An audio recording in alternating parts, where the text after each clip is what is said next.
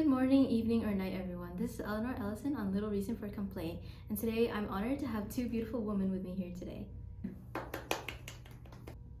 Okay, how about we start off with introductions? How about we go Livy and then Martha? Well, sure. Hi, guys. I'm Livy Jackson. I'm a woman from the 21st century.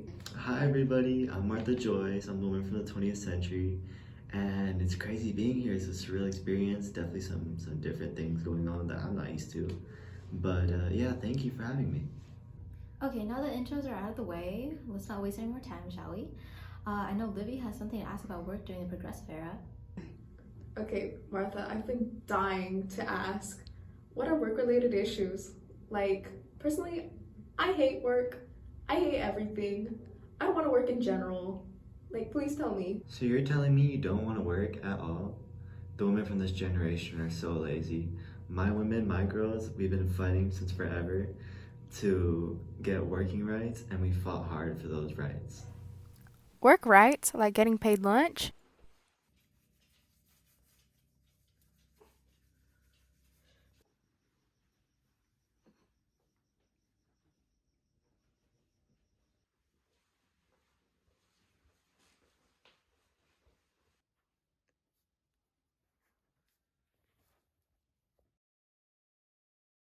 It's so amazing, though.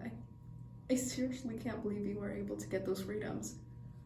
But was it even smooth sailing from there, though, even though you achieved that? Well, of course it wasn't smooth sailing, Lily. Just look at the ruling from Miller vs. Oregon, for example. Some of us thought that the government was actually going to protect us by ruling the protection of our labor hours as constitutional. I mean, would you not be happy that your working conditions are improving and that more women are actually getting hired?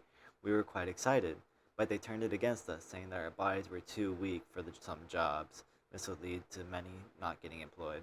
How pathetic of them. Well, that's just crazy that they do all that to control us.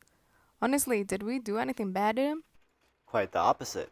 We held whole protests for overall better working conditions and also a limitation on alcohol consumption, since it was a leading death in the workplace and it created abusive homes. We kind of got a solution for that with the 18th Amendment. However, the government was terrible at enforcing it, and it would be eventually taken away from the people anyways, making a small impact. Frankly, one of the craziest things I've ever heard. Wait till wartime and they'll see just how valuable and insightful we can be, right, Martha? Okay, hold the heck up. Okay, what do you mean me or any other woman want to go to war? Like, hello? Do you not care about representing your country? You don't care about justice, about our freedom as women? Okay, well there. I definitely represent my country. Kidding me? I post stuff on Instagram, like Facebook, like my trip to Hawaii. Ooh, that looks good then. Livy, let's stay on topic, please. Women of the 1920s, remember? What's an Instagram? Either way, whatever you guys use to celebrate yourself, I'd rather just do it through hard work. We thought that if we wanted to support the war cause that we had to contribute in the peace. That means we took the jobs of the men that left us behind and we went to go work in factories and on the field as well. We were also on the battlefield occasionally. On the field? Shooting weapons? Not exactly shooting. We were medical aid and other side jobs.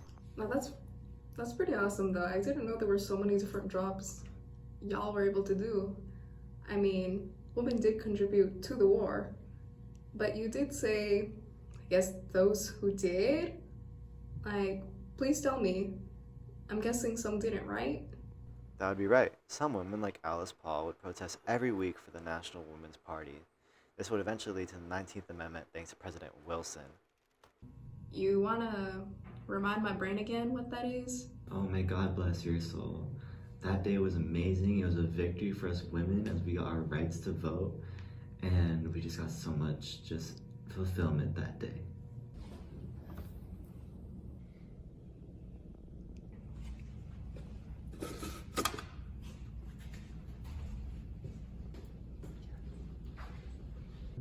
Yes, thanks to Wilson, women like Martha, Livy, and I are able to have a say in this country's decisions.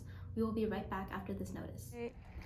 I've just gained information that while women's efforts in the war were appreciated, as seen with the passing of the 19th Amendment, women were encouraged and expected to go back to their traditional roles as mothers and a person of the home, even being supported by Congress with the passing of the Shepherd-Towner Maternity Act in 1921.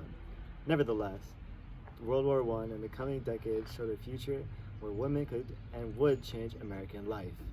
The scheduled program will now continue. Welcome back, listeners. As that was occurring, we were just talking about how much cars have changed over the years.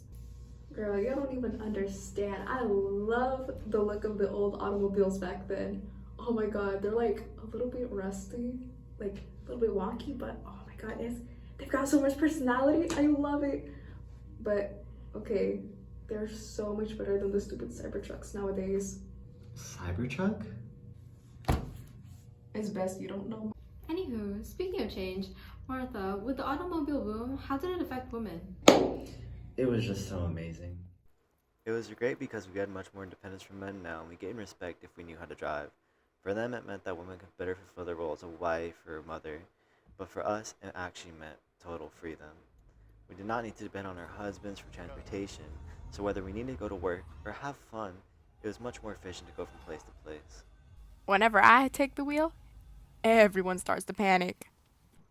Yeah, I bet they are scared. I would be too. But with this new transportation ability, we could actually go to cities to find work. We didn't get much respect though when finding a job. We got what was considered women's work, like retail, office typing, which was just not high paying and wasn't respectable either. But we got what we could get. I swear. Oh my gosh. If you have to remember that it seriously took way too long for the women to have the same privileges as we do now. Martha even mentioned it earlier. Also, aren't you forgetting the symbol of the 1920s itself? Flappers? Flapper? Gosh, you really did forget. Well, the 1920s meant so many new things for America. So naturally, we explored our way through this changing nation through experimenting with our self-expression. Though it was pretty ratchet, I won't lie. Women were strutting around the street with shorter hair, shorter dresses, and red lips and cheeks with a cigar in hand. It was madness, yet so freeing. Now that's what I'm talking about. The sexual appeal, the allure, the independence. Whew. Yeah, it's really great that the 1920s women were breaking the norms more and more. Despite living in a society that was constantly underestimating and controlling women, they worked hard to fight for their rights and equality. Even though it would still take multiple decades to say that women were fully equal, these women were the needed spark. Before we close off, once again, thank you to you two ladies, and for our ladies in the audience, let us not forget the contributions of the 1920s women. It is partly thanks to them that we were able to have the privileges we have now. And with that, we come to an end. May you all have a good morning, evening, or night. And this was Eleanor Ellison on Little Reason for Complaint.